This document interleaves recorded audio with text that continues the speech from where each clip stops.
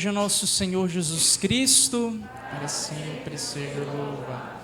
Estimados irmãos, a liturgia da palavra deste domingo é uma profunda provocação para refletirmos sobre os rumos da nossa vida. Podemos aqui trazer muitas perguntas, mas a fundamental é qual é o sentido que nós estamos colocando em nossa vida diante das coisas que nós temos e possuímos e podemos contemplar aqui nesta terra.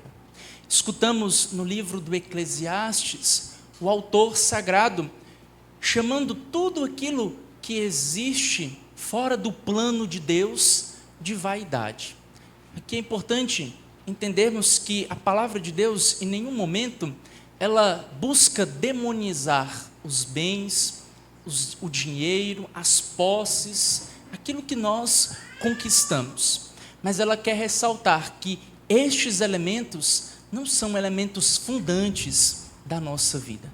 Não devem ser realidades que nos mova diante deste mundo, mas devem ser condições que nos coloquem para servir, amar e respeitar o outro. É por isso que ele vai dizer que a vaidade deste mundo consiste em querer tantas coisas e no fim das contas não ter nada, que este nada é a ausência de Deus na nossa vida. Por isso, em contrapartida, nós escutamos o apóstolo Paulo dizer à comunidade dos Colossenses que em vez de aspirarmos às coisas deste mundo, nós precisamos aspirar às coisas celestes, às coisas do alto. Aqui há um contraponto muito bonito. Enquanto na primeira leitura há esta visão de um mundo preso nos bens, no poder, na vaidade, nós temos Paulo ensinando a esta comunidade que é preciso desapegar-se daquilo que é desnecessário para poder se encontrar verdadeiramente com nosso Senhor Jesus Cristo. Vejam o tanto que são atuais essas palavras que escutamos tanto na primeira leitura como na segunda leitura. Como nós vemos, conhecemos pessoas que são tão presas a este mundo, são tão presas aos bens, são tão movidas pelo poder, pela ganância, pelo status. Jesus, ele busca nos modelar para não vivermos desta forma, mas para vivermos segundo o seu coração. Volto a dizer, aqui a palavra não nos quer afastar das coisas que nós possuímos, mas quer levar o nosso coração para o centro, que é nosso Senhor Jesus Cristo. Monsenhor Rui, certamente alguns de vocês conheceram, já falecido há um tempo, ele era uma pessoa muito alegre, muito cômica, e um fiel, certa vez, perguntou a ele, na verdade afirmou a ele, que o dinheiro era coisa do demônio. E aí ele virou para aquela pessoa e disse assim: você quer ver o demônio? Fique sem dinheiro. Essa é uma verdade, né? O mal não está naquilo que nós possuímos, naquilo que nós lutamos para conquistar, mas o mal está na forma como nós endeusamos aquilo que muitas vezes é tido para nós como uma realidade para nos ajudar neste mundo, para termos saúde, para podermos descansar, para podermos ajudar o próximo, para poder valorizar a vida do outro. Não é tanto que no Evangelho nós escutamos nosso Senhor Jesus Cristo sendo indagado justamente sobre esta temática dos bens. Jesus, diferentemente de muitos outros episódios da Sagrada Escritura, ele não é abordado pedindo para que ele curasse uma pessoa, para que ele pudesse rezar com alguém, para que ele pudesse dar atenção a tal realidade, mas aqui Jesus é tido como um juiz que deve dividir os bens de uma pessoa que o procura. Então Jesus adverte aquele homem dizendo que a vida do homem não consiste na abundância de bens, mas consiste na união com Deus. Jesus, ele nos convida, queridos irmãos, todos os dias a nos unirmos a Ele, a nos desapegarmos daquilo que é passageiro, daquilo que é transitório e nos colocarmos à disposição do seu reino para conduzirmos almas para o reino dos céus. Então Jesus conta para aquele homem uma parábola para que ele pudesse entender o verdadeiro fundamento da vida. E é aqui que eu quero chegar nesta reflexão. Jesus apresenta a imagem de um homem que se acomodou diante dos bens que ele possuía. Então, além de ser um homem extremamente ganancioso, aquele homem era preguiçoso. Está aí, 2 males do nosso tempo. 2 males que muitas vezes nós também podemos ser extremamente seduzidos. O poder e a preguiça. Não querer fazer aquilo que é necessário. Não querer fazer aquilo que é útil para a nossa salvação e para a salvação dos irmãos. Nós não podemos perder tempo neste mundo nos preocupando com realidades que não vão elevar a nossa alma, a nossa vida para Deus. Mas pelo contrário, precisamos nos preocupar, nos esforçarmos, corrermos atrás daquilo que nos eleva ao coração divino de nosso Senhor Jesus Cristo. Para que assim sejamos reconhecidos, não por aquilo que nós possuímos, mas por aquilo que nós somos capazes de fazer para o outro, do gesto concreto que nós realizamos para aqueles que precisaram, do amor que nós depositamos na obra que nós empregamos, seja na nossa casa, seja na nossa comunidade, seja no trabalho, aonde nós estamos inseridos. Todos nós somos motivados a sermos esta luz que não é presa em uma realidade de abundâncias, que nos deixa preguiçosos e displicentes com a dor do outro, mas uma luz que é capaz de iluminar, uma luz que é capaz de trazer aqueles que se encontram nas trevas para a luz que é nosso Senhor Jesus Cristo. Nós estamos celebrando, como foi anunciado no início desta celebração, um mês vocacional. E neste mês, a igreja nos faz pensar, refletir e rezar pelas 4 vocações existentes: os ministros ordenados, a vida matrimonial, a vida consagrada e os leigos e leigas. Aqui é preciso nós entendermos que não há uma vocação mais importante do que a outra. Jesus Cristo não tem uma preferência por esta ou aquela vocação, mas cada um de nós somos preciosos, somos importantes e temos o nosso papel na igreja e o nosso papel na comunidade onde nós estamos inseridos, na sociedade que nós vivemos. E nesta semana nós vamos sempre estar ouvindo, pensando e também rezando, pelo menos devemos fazer isso, pelos ministros ordenados, os diáconos, sejam eles transitórios, aqueles que se preparam para serem padres, ou os diáconos permanentes. Também os sacerdotes e os bispos.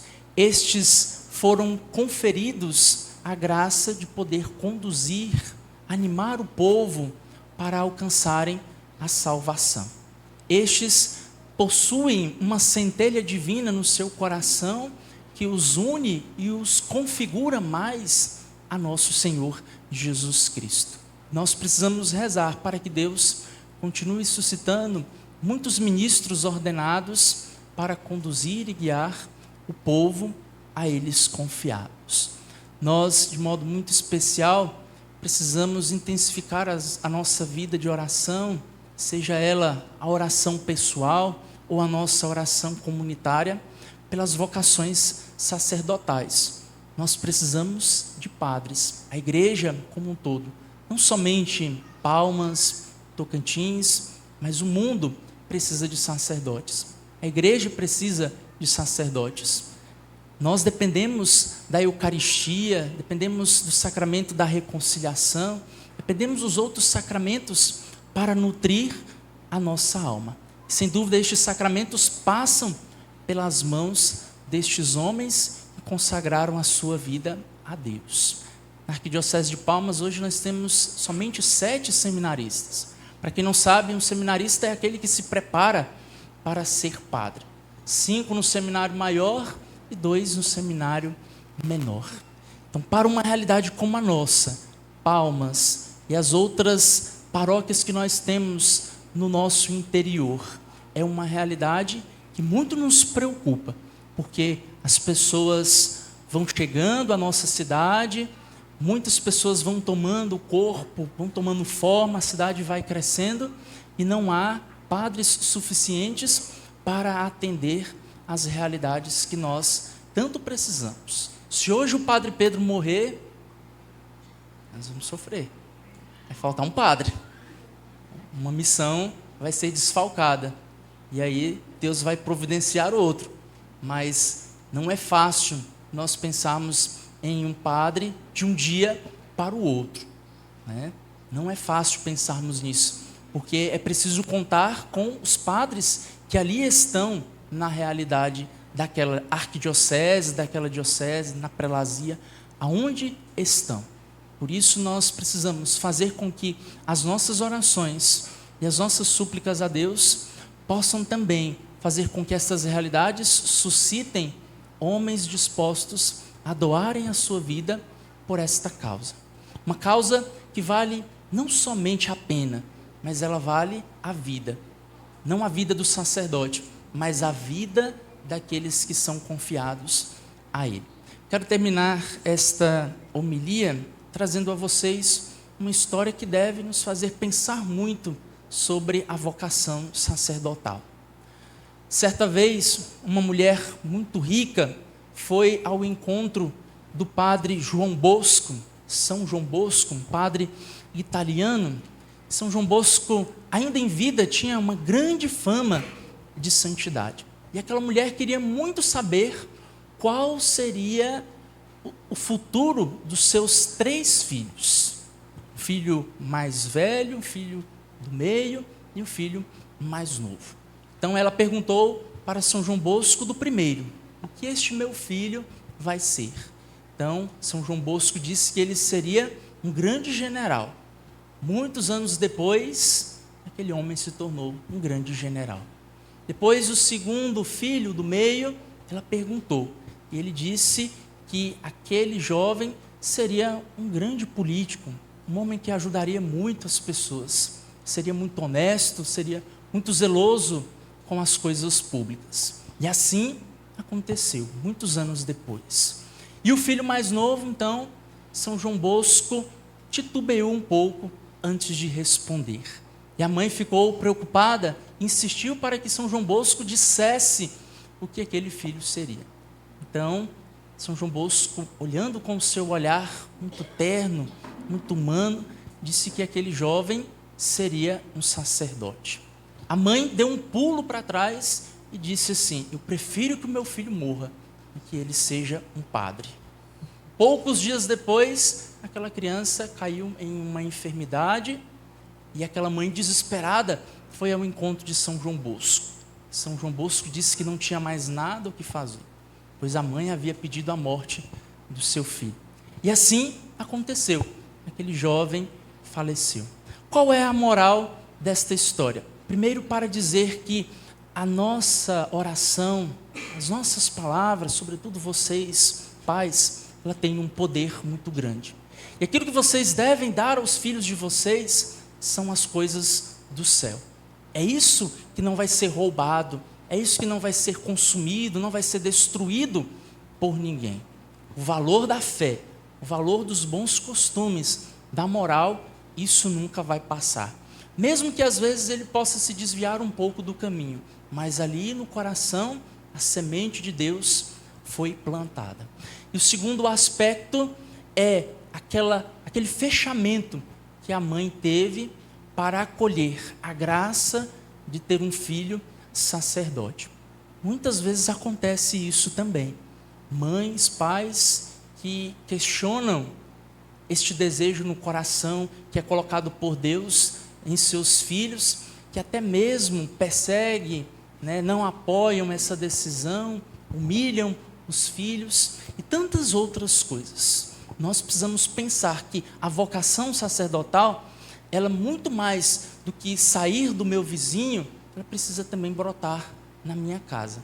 É muito mais fácil querer um padre do meu amigo, da minha amiga, do meu parente, daquele outro, mas pensar em também rezar e apoiar os filhos numa decisão como essa. Nós possamos, neste tempo bonito, agradecermos a Deus pelos dons, pelos carismas que nós possuímos em nossa igreja, e intensificarmos a nossa vida de oração por aqueles que cuidam das nossas almas. Vamos fechar os nossos olhos por um instante.